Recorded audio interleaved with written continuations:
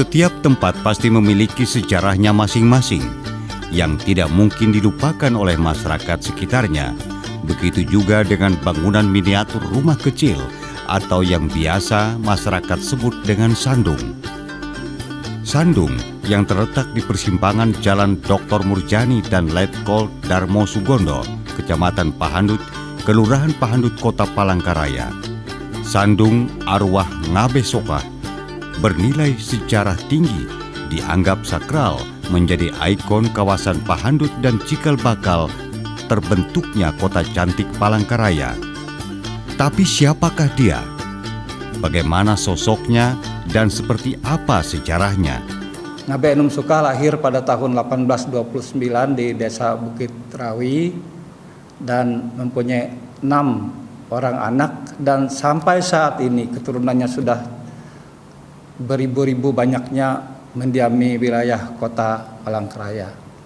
Apa yang menjadi kebanggaan kami terhadap sosok Ngabe Enum Sukah ini, yaitu dia pernah ikut terlibat dalam Perang Wangkang di Kabupaten Barito melawan penjajah Belanda, dan juga ikut ambil bagian dalam rapat damai Tumbang Anoy yang menghasilkan kesepakatan yang luar biasa bagi pembangunan masyarakat Kalimantan Tengah. Pertama memasuki Kampung Pahandut, Ngabe Enum Sukah ini, kalau dulunya Kampung Pahandut itu adalah hutan belantara, hutan rimba, kemudian dibangun secara perlahan-lahan dengan kedatangan para pendatang. Kemudian Kampung Pahandut menjadi wilayah yang maju sebagai pusat perdagangan, pusat aktivitas. Pada saat itu berbagai hasil alam itu dikembangkan, dan kita mengetahui bahwa Ngabe Enum Sukah ini lama sekali menjadi kepala Kampung Pahandut, yaitu selama 82 tahun. Setelah itu dilanjutkan oleh anak cucu menantu Ngabe Enum Sukah. Jadi garis keturunan ini tetap memimpin Kampung Pahandut dan tetap memajukan Kampung Pahandut, sehingga pada tahun 1957 menjadi cikal bakal ibu kota Palangkaraya. Kita bangga dengan Kampung Pahandut dan kita ingin Kampung Pahandut menjadi daerah yang lebih maju ke depannya. Kemudian apalagi yang menjadi kebanggaan kita untuk sosok Ngabe Enum Sukah ini, yaitu kita melihat bahwa ada pernyataan dari 7 tokoh pada saat itu sebelum Palangkaraya ini ditetapkan sebagai ibu kota Kalimantan Tengah. Ada pernyataan dari 7 tokoh, dan 5 di antara 7 tokoh ini adalah anak, cucu, dan menantu dari Ngabe Enum Sukah. Itu yang kebanggaannya dari kami. Dan hal yang paling penting di situ adalah dari pernyataan itu bahwa Ngabe Enum Sukah keturunannya menyerahkan hak ulayat mereka, tanah-tanah yang mereka miliki, untuk pembangunan kota Palangkaraya. Kondisi struktur Sandung Ngabe Sukah secara keseluruhan dalam keadaan terawat, dikelilingi sandung-sandung, dilengkapi dengan paving dan pertamanan. Namun beberapa bagian taman perlu perawatan yang intensif supaya rumput liar tidak tumbuh di lingkungan tersebut. Seperti apa bentuk perhatian pemerintah terhadap bangunan bersejarah ini yang menjadi salah satu cagar budaya di Kota Palangkaraya, Kalimantan Tengah?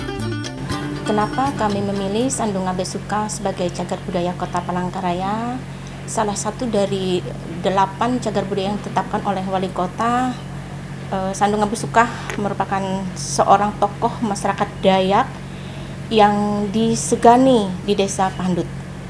Bentuk fisik dari Sandung Ngabe Sukah yang terletak di Jalan Dr. Murjani, Kelurahan Pahandut, Kecamatan Pahandut, Kota Palangkaraya, dengan luas sandung panjang 4,18 meter, lebar 2 meter, tinggi 3,6 meter, ukuran bangunan 6 kali 6 meter. Dengan batas utara di Jalan Nias, timur di Jalan Dr. Murjani, selatan terminal, dan di sebelah barat Jalan Darmo Sugondo. Yang sudah dilakukan oleh pemerintah Kota Palangkaraya melalui Dinas Pariwisata Kebudayaan, Kepemudaan, dan Olahraga Kota Palangkaraya, yaitu melakukan pelestarian dengan pemeliharaan secara rutin dan berkala setiap bulan dengan mengikut sertakan warga masyarakat sekitar Sandung Ngabesuka, kemudian ahli waris, kemudian Dinas Pariwisata sendiri sebagai leading sektor untuk melakukan pemeliharaan secara rutin setiap bulan dengan menunjuk juru pelihara untuk tenaga kebersihan di sekitar Sandung setiap bulannya. Seorang tokoh masyarakat Dayak Desa Pahandut yang disegani masyarakatnya kala itu, Ngabe Soka, pernah menjabat sebagai kepala desa pertama di bawah Kedemangan Sawang pada tahun 1928. Semakin berpengaruhnya sosok seorang tokoh ini merangsang perfilman Indonesia untuk membuat sebuah film pendek dengan judul Sipet, Anak Dayak, yang memberi nilai magis terhadap Sandung Ngabe Soka.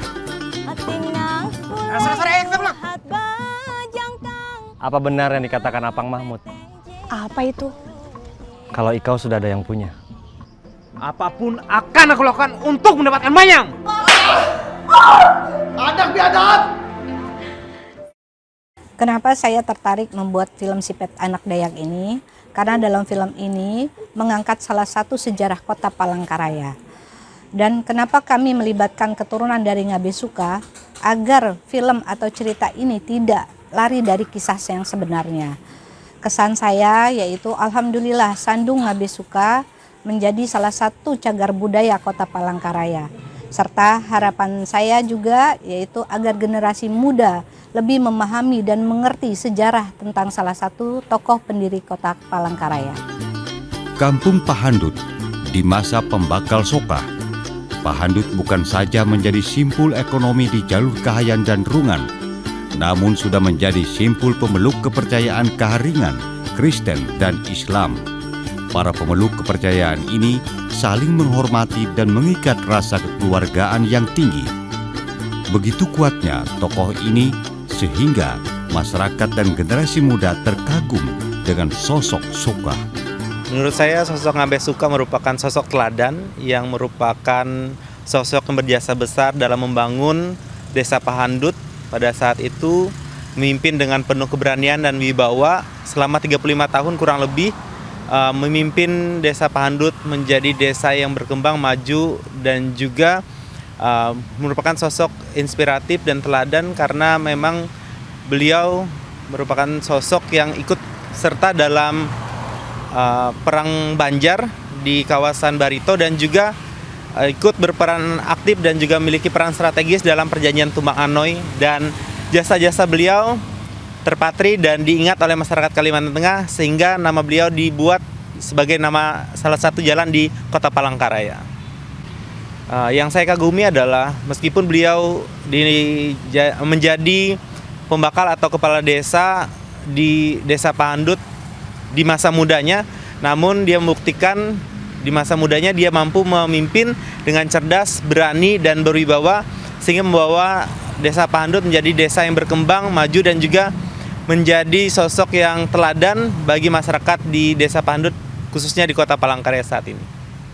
Sudah sepatutnya cagar budaya peninggalan nenek moyang yang bernilai sejarah dan syarat makna, nilai filosofi ini harus kita lestarikan untuk sejarah bagi anak cucu kita, agar lebih mengenal adat istiadat yang dimiliki leluhurnya sebagai cerminan kehidupan di masa depan.